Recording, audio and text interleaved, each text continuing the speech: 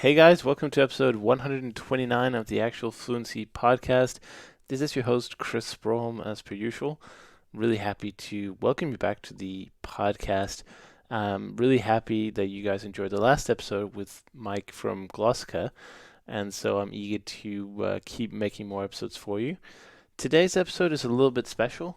I know I say that with a lot of episodes, but in this episode, I'm joined by Dave Prine, somebody I've met at a lot of the Polyglot events, the gathering, and the conference.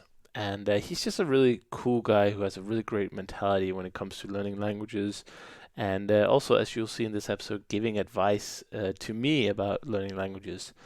So, originally, this was intended, I wanted to do an experiment in this episode where we didn't talk before the recording started. So basically, what normally happens is I call whoever's on the show and we have a little chat, maybe 5-10 minutes, just to get our voices warmed up, just to talk about expectations and topics and that kind of thing. But just to try and mix it up a bit, I challenged Dave in the beginning of the episode to sort of just jump into it and record it as a kind of a fly on the wall conversation. I'm not sure that concept completely worked, but I'll let you be the judge for that. So that's why you'll jump straight into the conversation and not have the normal "Who are you?" Although that does come in the episode as well. And the other thing is that it's an incredibly personal episode for me. As some of you regular listeners might have noticed, my activity has been a little bit missing lately. I've had some real life stuff like moving around, moving jobs, trying to find out what country I want to live in the world, trying to find out if this language learning thing is something I want to pursue more seriously, even more seriously than I have been doing. And during the episode, Dave helps me a lot, almost like therapy. So that's why I called this episode Polyglot Therapy. And we talk a lot about the kind of wannabe polyglot ideas that I've been having, where if you read my blog, it would be saying something like 10 languages in 10 years. And I think for a lot of people, that's a great goal to have. That's a great idea. My goal was 10 solid languages in 10 years, which I realize now is not really what I want to do. Maybe with the help of Dave, maybe with the last 4 years of experience. Of course, if I could get to 10 quality, high level languages in 10 years, I'd be more than happy.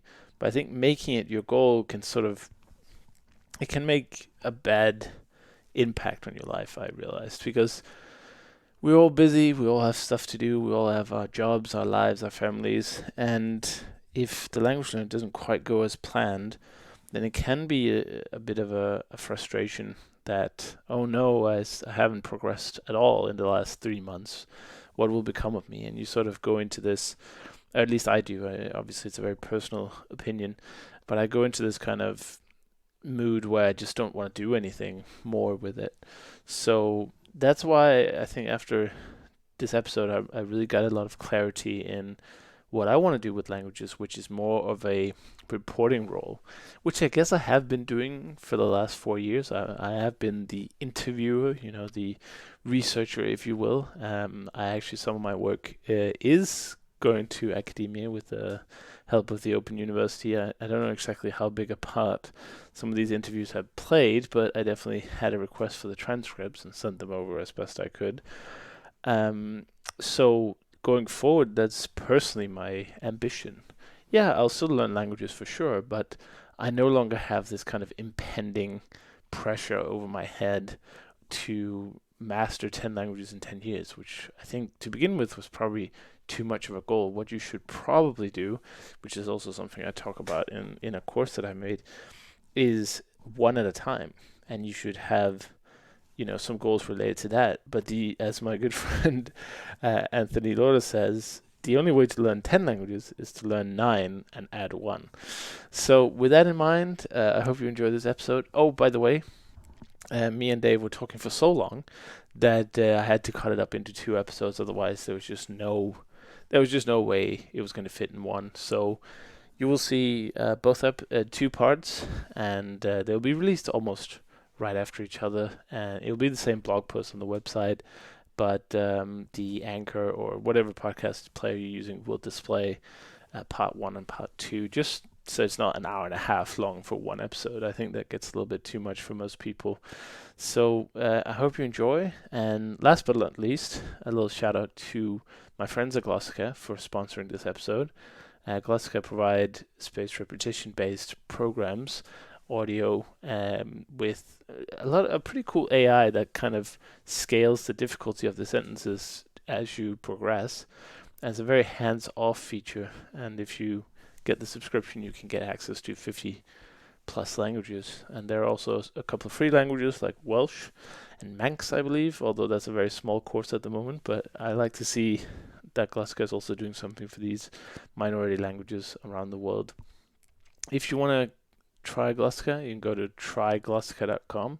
That's where you can try the courses and the service for a limited number of repetitions. And of course, if you do want the full package with all the languages and unlimited use and tools, then it is a monthly subscription. And like I said, you do get access to all the languages, which is great for aspiring polyglots. So with that said, enjoy the episode with Dave and let me know what you think. And be sure to check out part 2, which will be released when you listen to this. Yeah. Just before we start talking, I just wanted to say for legal reasons, I guess, I'm recording from the get-go. That's how the software works. Just so you don't say any incriminating secrets yet. And the other thing was, I've done a lot of podcast episodes. I'm kind of tired of the format. I'm tired of, you know how when you're chatting with someone, like at the gathering or the whatever, you have one conversation, and then when you try and record yourself having that kind of conversation, it's sort of different, maybe even artificial in a way. It's hard, yeah, because you're consciously thinking, hey, I'm on. This has to be good. This has to be perfect. I mean, I've only done like a few episodes with Rick, and I've done a couple interviews with like Lindsay and a couple other people. And every time I feel like when I'm being recorded, I sound like an idiot. So I'm sure this will be no different. So at Well, least so I'm what? consistent. Yeah, so what I basically wanted to ask your permission to do is just basically publish everything from this. No cutting, no nothing. We're just trying to make it as natural as possible in one take. I think that's a thing they say in the movie business. You can have like big long take scenes. One take scenes. Uh-huh. Yeah, I don't know. Were you up for it? A little bit of Uh, an artistic challenge. Not an ye- autistic challenge, which is very similar, but you know. Yes, I am game to do with it what you will. It's basically as we say, it's your funeral. It can only us doing this in one take can only harm you. That's true. So That's all right. That's all right. We'll see. yeah, so So, how is the sound? How is the connection? How is my mic? I've got like a little mic here, and I'm wearing headphones so I can hear you best. How so do I far sound? it's perfect. Perfect. Great, great, okay, It's all great. good. So just say the word, and we will call action, and we will No, talk away. no, there won't be any action. We've already started.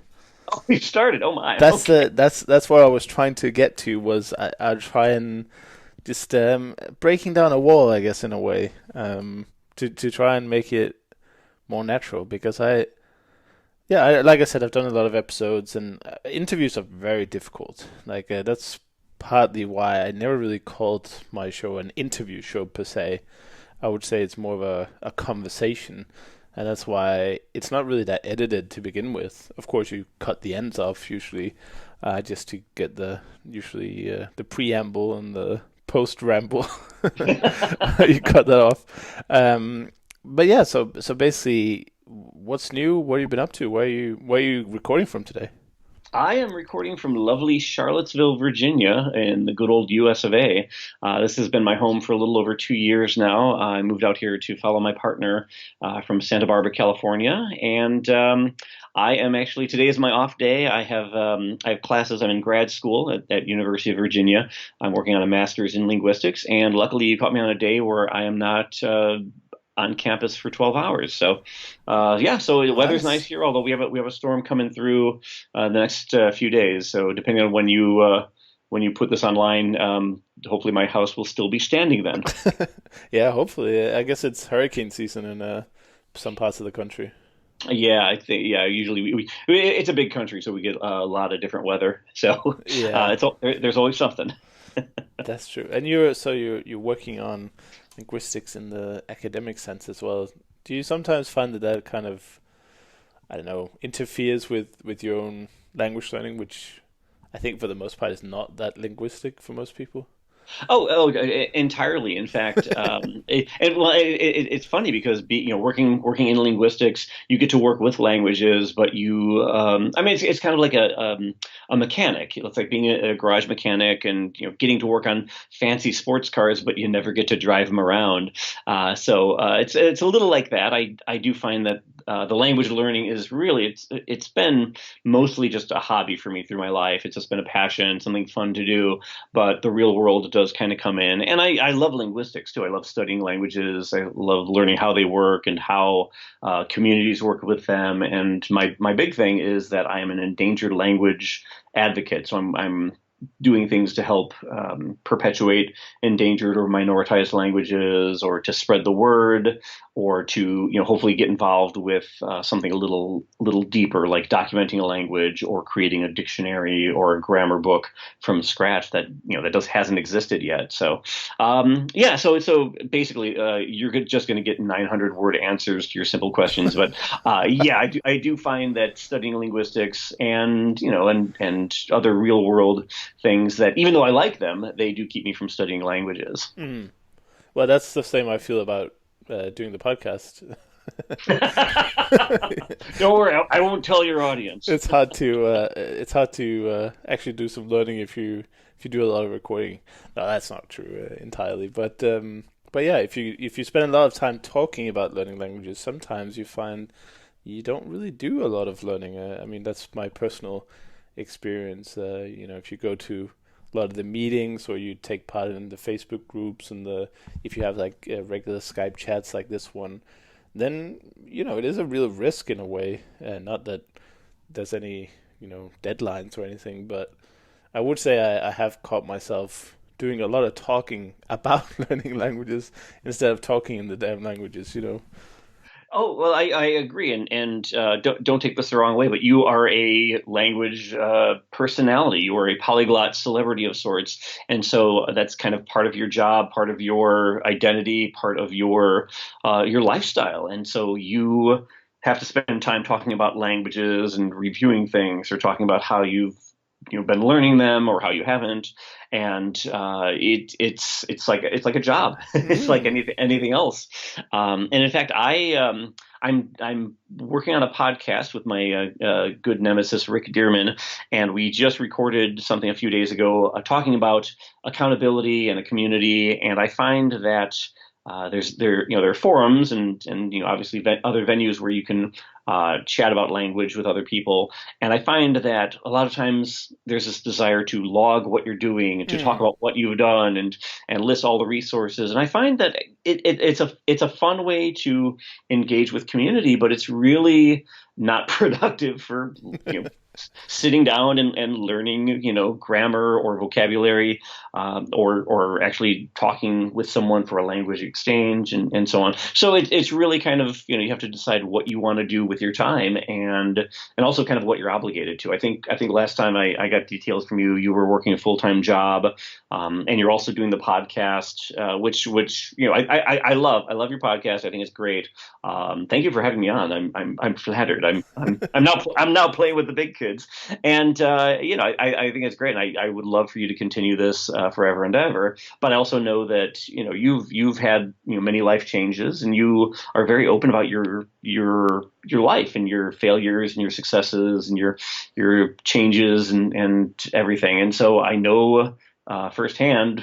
Because you tell me, along with your other fans, that you have a lot going on. So how does your life accommodate language learning nowadays? Well, not much, admittedly. So what I'm trying to do is to get better at the ones I already know. So instead of starting from scratch, which it's like 10 times as hard as any other learning I find. I'm basically working on just improving what I have. So the Russian is my best, newest for foreign language. So what I'm doing is trying to get a lot more input, trying to read the paper. There's a national Russian paper here in the UK you can subscribe to for like $1 an issue sent to your door, so that's quite nice.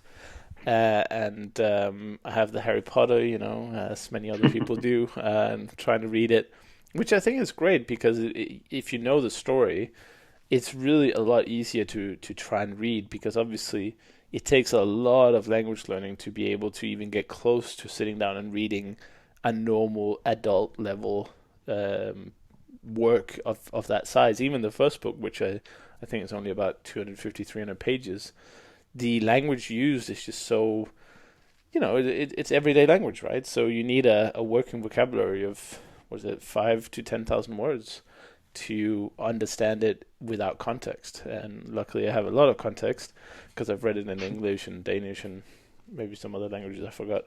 But that really helps. And I try to watch a lot of YouTube. My friend Artyom is doing a lot of good work with his Russian Progress project. I don't know if you've seen it, but he's a pretty cool guy. And just getting some input, I think, is something that I've been lacking for that. And then for work, I try to talk to my Swedish and Norwegian colleagues, which are two languages that I've sort of neglected all my life. But since I got involved with the language learning community, I realized that I've got two sort of free languages just hanging there, and I never really bothered to spend any time on them. So that's basically what I'm working on. And as you alluded to, not really that much time. And I keep saying it's not necessarily the time of in the day; it's more like mental time. You can only do creative and productive pursuits for so many hours of the day, I find, whether it's doing a podcast like this or reading a really new language for me or whatever it is that takes real mental ability. Of course, you can play video games and watch Netflix all day if you wanted, which is I don't know why that is, but basically I find that for learning languages, you just need to be in the right spot mentally. And if you have a full time job and you have other hobbies and you have like relationships like normal people, then there's just not that much time left mentally, I find. And I don't know how you feel about that. Do you have that energy to learn languages more or less, or? It varies. I get into sort of grooves here and there, and I like to do a lot of different things, but I don't always do them regularly. And so I like to play musical instruments. So I just got a drum set for my birthday, so I've been playing that. But I also play guitar and piano and bass. I study different languages. Yeah, I have I've got like writing projects and just all these random things. And my partner told me one of the best things recently. She said, "Look, you can do anything, but you can't do everything." And it really has made me kind of realize, okay, well, I need to figure out what's important and what gives me the most pleasure or what has the most meaning for me. But I tend to be a sort of a butterfly. So I'll go from language to language. I'll go from instrument to instrument. And a lot of people say, Dave, if you just picked one instrument, you would be so good at it. You would be, a virtuoso. And I thought, well, yeah, but they are missing that whole concept of how much of any one thing can your brain take. If I didn't have drums and bass and guitar in my life, I wouldn't fill that time with just more piano. I would still need to put that aside and then go to something else, go to another language or go to another book to read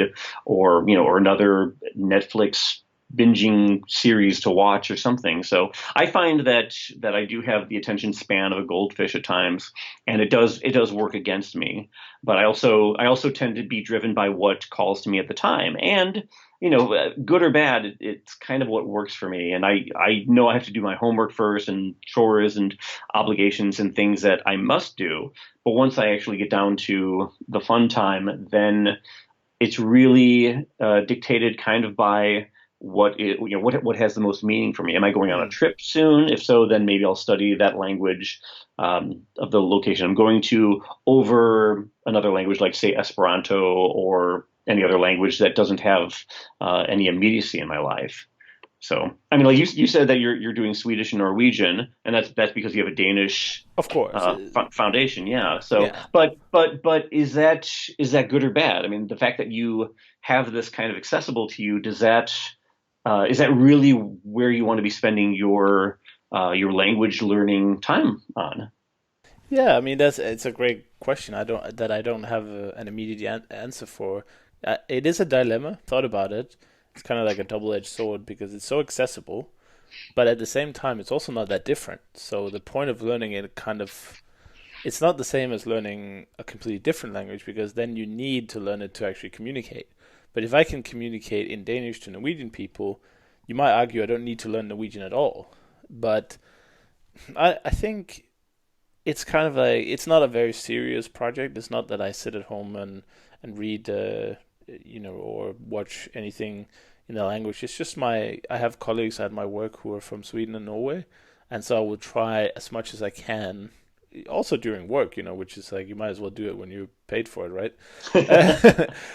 Just try and use it as much as possible. And I've been trying to encourage the office to speak, Scandinavian, as it were, because there's obviously we're in England. A lot of people have this. They switch to English very quickly. So I've been trying to instigate a kind of a Scandinavian policy because, for the most part, we can understand each other, and I think it just feels better that way.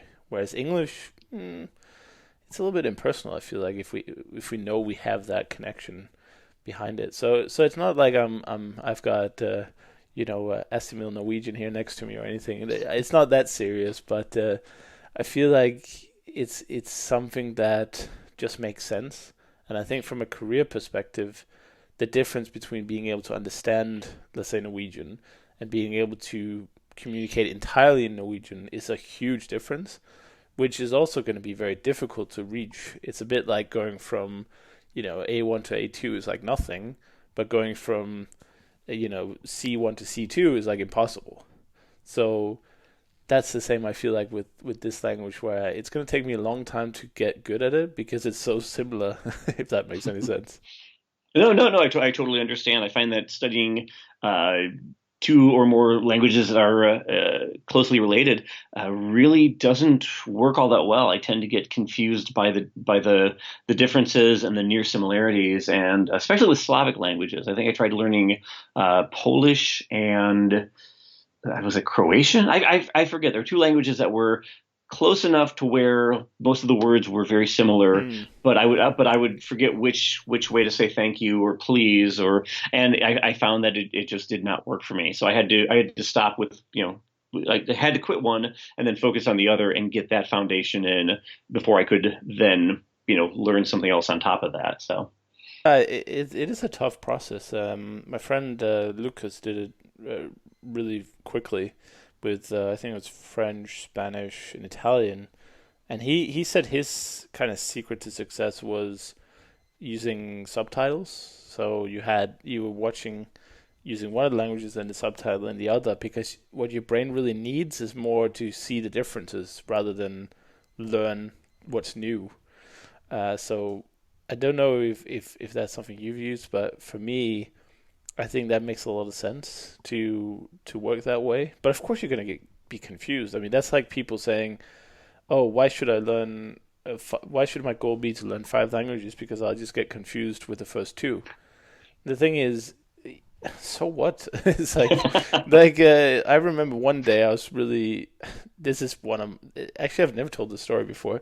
It's a very funny story that I'd been. I think I've compartmentalized for a while. But so I was in uni at the German. It was just a German major, and we had to. There was a field trip to Germany, but I somehow got the weeks wrong. So I was sleeping in. It was like Saturday morning, and I was sleeping in. And I've been up all night sleeping in. I think it was about 11 when I finally got up, and I had like 15 missed calls, 20 messages, and I listened to one of them. They're like, "We're about to board the train. Where are you? Are you coming? What's going on?" And and so I had to quickly pack all my stuff, find the train ticket, get to the station, and somehow make it to it was like a 6 hour train ride. I had to get it all the way down there to Germany, And when I got off the train at the other end, it was almost like jet lag, really. I know it's not because, there's no time zone differences, but because I was so tired from yesterday and it was so confusing for me, I got off the train and I scrolled through 5 languages before I finally got to the German for yes or no, I can't remember. It was one of the two. I was just like confused basically because it was a German excursion, so we were supposed to speak in German, even though everyone speaks English, of course, and the student who housed me also speaks English. But so the confusion, I think, will always be there. And I honestly, I don't think it's limited to similar languages either. Sometimes I when I'm doing some reading in a different language, could be German. Sometimes the Russian word just pops into my head, even though it's not related at all. So if anyone's sitting out there worrying that if they start to learn foreign languages or more foreign languages that they will be confused, I can almost guarantee that you will at some point. Oh yeah, that comes with the territory, and it's not anything to be worried or ashamed about. And I think some people may have the badge of, oh, I never get confused. It's like, well, good for you, but doesn't mean that it's a bad thing for those who do. And especially, in these polyglot circles, and I use polyglot as an adjective. In these polyglot circles, you have people who really have put in the time to study, different languages to different levels. And especially when you don't get to use them for a while, you've got all these words and sentences kind of swirling around in your head, were, we could say that they were in like different buckets in your head, but they're going to spill out, they're going to intermingle. And if you haven't used, say, Portuguese in a year, and someone comes up to you and says, hey, say something in Portuguese, you're not going to just be able to reach in that bucket. You've got to get the mop and clean everything up, and other words will come out, and you may stall and stutter. And that happens to me every single time because I cram languages, usually for a travel reason, or back when I was younger, if I met a woman who spoke such and such language, I would be inclined to learn it. And so I've picked up bits and pieces of really about 40 different languages, and a lot of it I've forgotten, and there's still some of it just kind of residual bits and pieces sticking around in my head. So if you say, hey, speak Estonian, it'll take me a minute, and then I might be able to say tere õhtust, actually that's it. That's all I got. Sorry. Well, that's fine. I mean, I get it with even very good languages. If people sort of spring it on me, I'm like, okay, I've forgotten every word I ever knew in this language. It's like, what? I don't know if that's an introvert extrovert thing, but I find it really funny. I was talking to my friend Connor the other day, and he stays a lot in Ukraine. He talks a lot about his learning Russian, and at the end of the episode, he just kind of sprung some Russian on me, and I was just taken aback. Even though I think my Russian is pretty good, but I don't know what happens. It's just like you flick a switch and just gone. It's like I'm day one. I can't even remember a single word.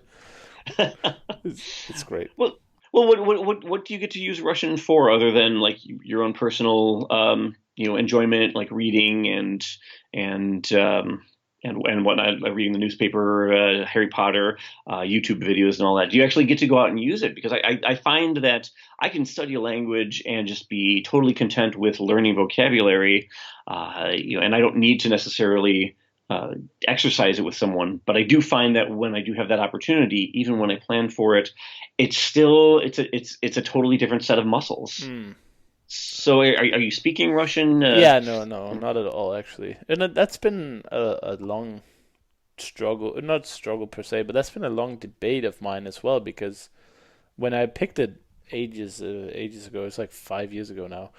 I just kind of picked it out of the blue. The video game I was playing had a lot of Russian players. It made sense, but on the other hand, I could have. I mean, I could have probably found better reasons to pick Swahili or something really obscure, kitsch, or just learn something really obscure. But I decided to go with Russian just for the maybe it's a bit of a practical consideration going by like just number of speakers. I thought, okay, well, it's either Chinese, Spanish, or Russian, I guess, just as a term of practicality. I wish I would have chosen Spanish. I think that would have been a little bit easier on me to kind of you know get me used to learning a foreign language, and maybe one that was a little bit easier. But that is a struggle, yeah. And I wish I had languages I could learn that had better reasons. And I think going if I could do it again, I would probably have picked something that had more direct influence, like maybe some of the local languages. In Denmark, we have, of course, Danish is like 95% or more, but there is a significant Turkish population. There's quite a few Arabic speakers as well. So I could have picked something close to my community, which could have been a lot more meaningful, like, talking to the hairdresser or somebody down the pub or whatever, whereas Russian, there's almost no chance of me finding somebody speaking Russian in my hometown. It's just not going to happen. So I don't know what to make of it. I've done it for, like I said, 5 years now, and the pursuit of learning a language like Russian, I think it makes sense now with what's going on in the world. I think Russian is a really strong language, and the obviously a huge economy. They've really done well after the financial crisis. So I think as a term of practicality, Russian was a good choice. But in terms of sort of, I don't know, social enjoyment, equity, or whatever you want to call it, I don't think it was a particularly good choice, and it was very difficult for me actually. Now that I've been through it all, I can safely say that I recommend people to pick a language if they're getting into it for the first foreign language. If you've learned a couple of languages, you probably already know, but pick something that's close to you. Pick something you can use, because that's the point of language. If you have to artificially drum up Russian speakers, or go find it all the time, if you weren't looking for it before, then I can't see it being very successful. Like, that's why it's taking me so long to get anywhere competent. And that's just stubbornness, because I was like, okay, now I've spent a year doing this. I can't give up now. And I've been talking on the blog about me learning Russian. I've written about it. I've, done presentations, and like, I can't just go back on that now. There'll be no way back, basically. But for anyone else, I would say, don't worry about it. Just go with something that's dear to you, or that you can actually use, that part of your interests or hobbies or family. Practicality can come second, I think. Well, I agree. I think that I mean, practicality does play a part. It plays a big part, because if you want to learn a language for a specific reason, if you want to be able to use it, then putting yourself in a practical situation is ideal. Your job, or travel, or again, meeting a member of the opposite or same sex that you want to sort of impress, or get to know better or whatnot. I mean, these are all valid yet frivolous reasons, depending on how you look at them. But I have to say, I mean, if you are not digging Russian right now, I would say that if you were to give up Russian today and move on to Spanish, or start something new, or even take a break, I don't think anyone would, or should, or could judge you for that. And I think No, no. I think it's important that people know that if the language just does not fit into your life the way you wanted it to, or the way you had hoped, there is no harm in stepping away from that, even just temporarily, and saying, look, this is not giving me the pleasure or the practicality that I want.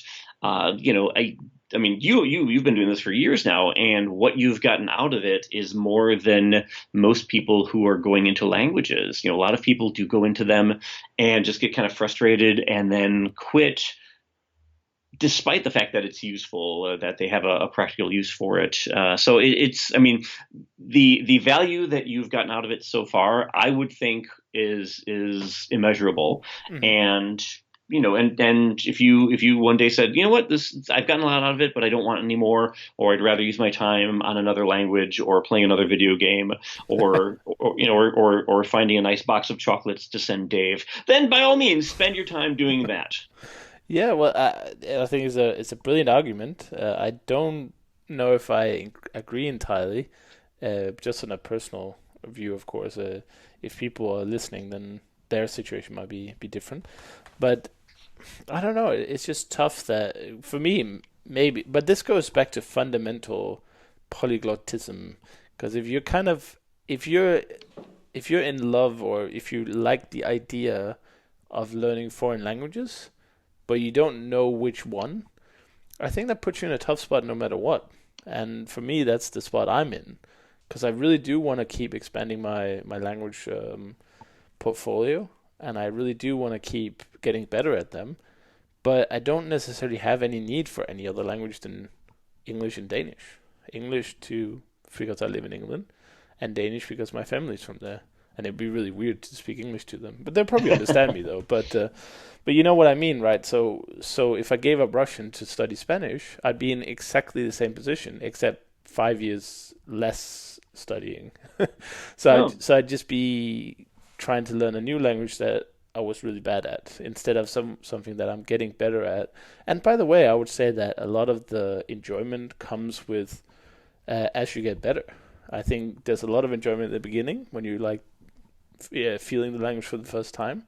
Then there's a long stretch of pain, and then you get to enjoy it because it starts to make sense. Like you're starting to understand how they think, the native speakers. So I that's what I do anyway. I try to find the enjoyment in the improvement in the process itself, and I try to find the enjoyment in just trying to get better. So at some point, not that it's all to do with career, because obviously I have nothing to do with Russia. I don't have a job. I mean, we do have some business in Russia, but I don't think that's any where that I would like to go necessarily to work full time.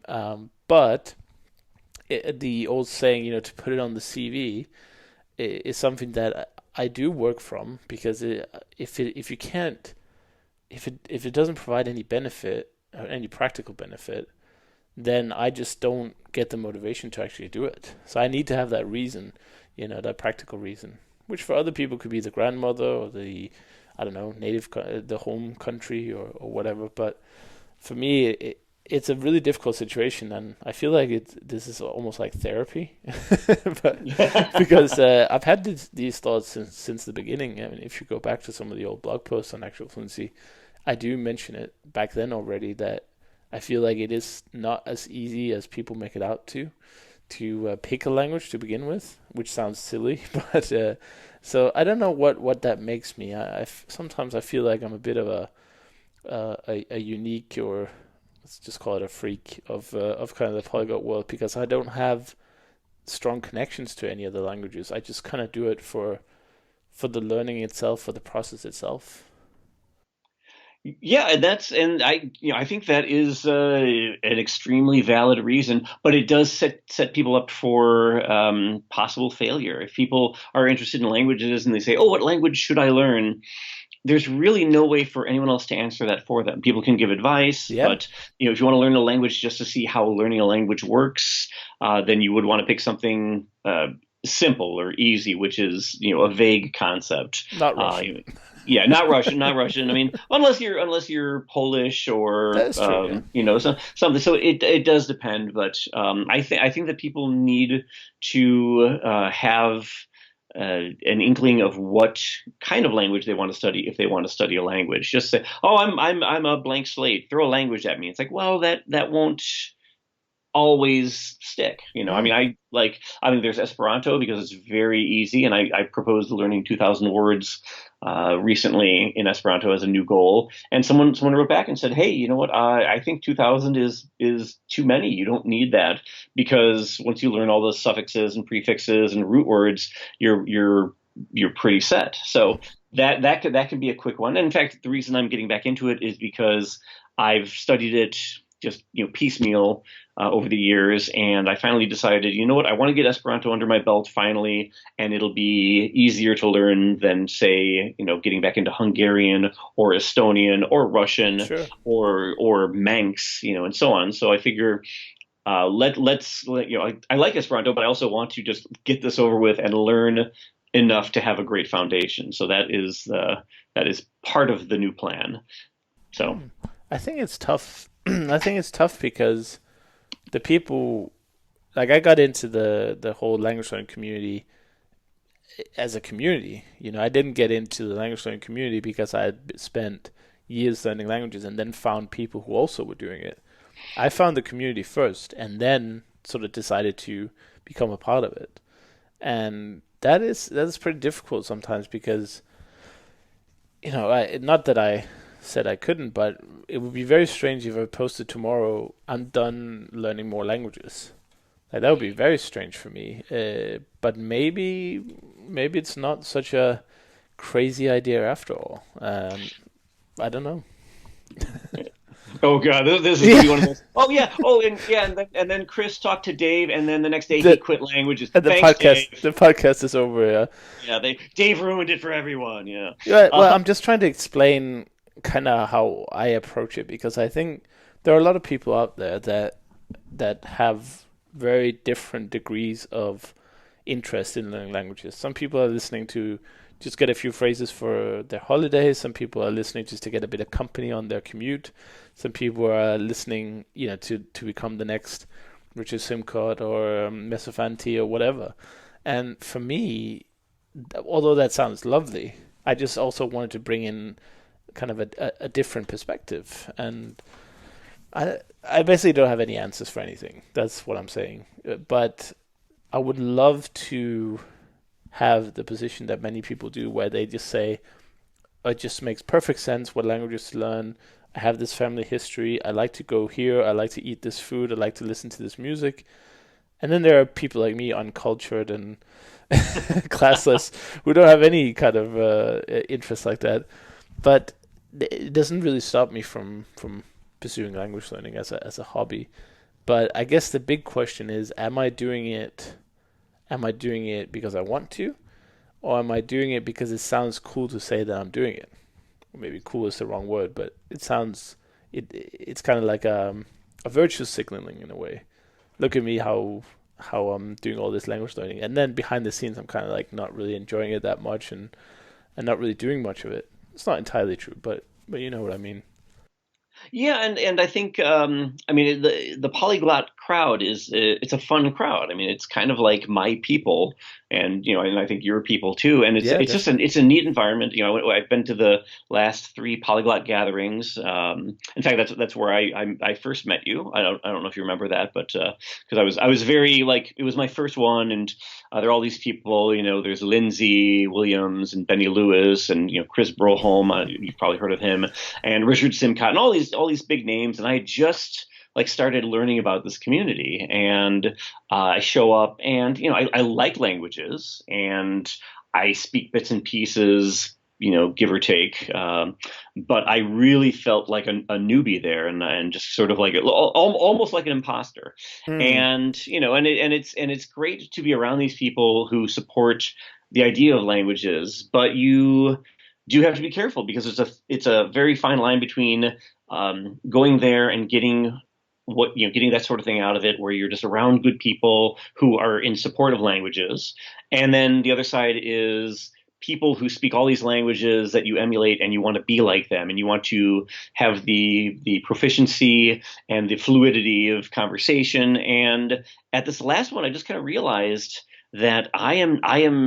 not like a lot of these people. Not Hmm. I'm not that talented, and I never will be. And even in the past year, I've started slowly kind of stepping back from that, because I'm doing less with language study and more with linguistic study and music and other things that are in my life. And I just don't have the ability to spend the time that is needed. Not even necessarily the time that these Right. people are spending. Because Richard Simcott, I swear, you hit the guy over the head with like an Akkadian grammar book, and it like goes straight into his head, and he's fluent the next day. And I hate him, and Yeah. I never want to talk to him again. Except he's like the nicest guy in the world. Yeah. But I will never be him, and I will, I realize that it would be great to say I have reached that level, but I never will, and I've accepted that, and I still plan to go to these things, and I still will learn languages when I want to or when I need to, and I will still go and buy books and T-shirts and whatnot, because I'm into swag. But yeah, as much as I love this whole group, this whole community at large, And I've met some great people. I've met you. I've been interviewed by Lindsay Williams, and I'm in touch with a bunch of these people, and they're all great, and that is the biggest reward. But I will Mm. never truly be what others are. But right now I'm working to do what I can to hopefully have someone down the line say, "Oh, yeah, I want to be just like Dave Prine. I want to know 10 words in 600 languages and then hide under his desk and cry. I want to be just like him." So because that's basically all I do. Um, Well, I hear what you're saying. Yeah, that's interesting.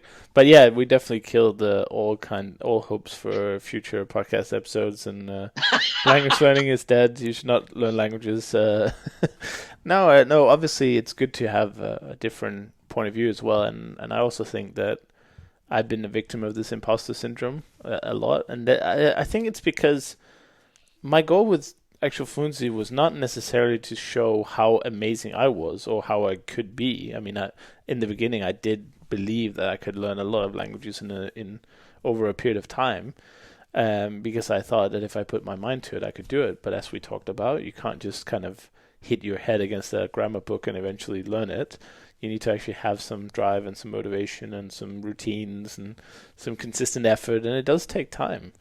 But at the same time, I think my goal was more to share the stories of people who did that and sort of document and interview and everything. So maybe it's just me with my maybe I'm just not entirely balanced on what I want to do with myself or what I want to be in this kind of this particular topic. But yeah, I think you might have hit the nail on the head there that there's no pressure really. Like if I come to the gathering next year, which I expect to, and I speak I exactly. hope so. Yeah, I was really annoyed to miss this one.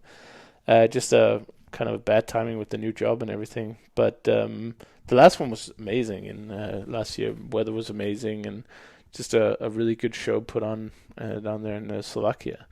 Um, but if I come to the next one and I have exactly the same number of flags on my badge and I speak roughly the same level in the languages, who cares?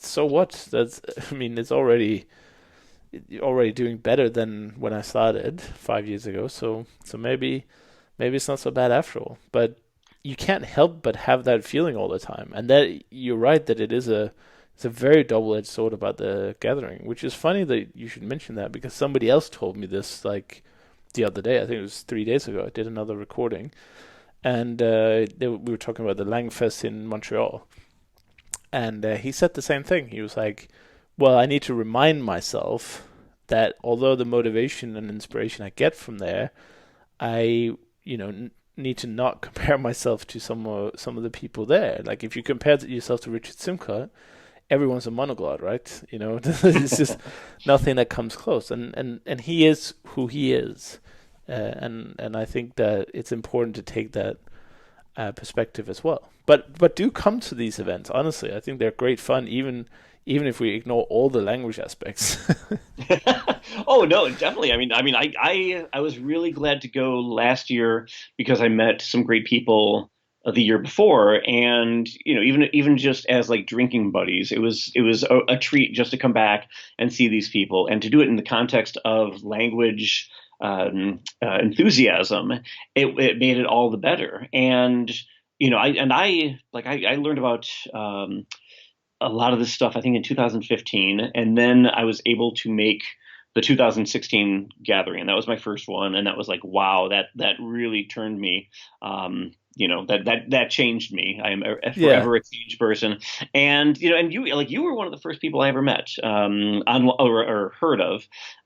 First one was Lindsay Williams, Dow at the time, and she did I think a video podcast with you. Then I learned about you, learned about your website, and then I met you at the 2016 gathering, and then at Langfest shortly thereafter.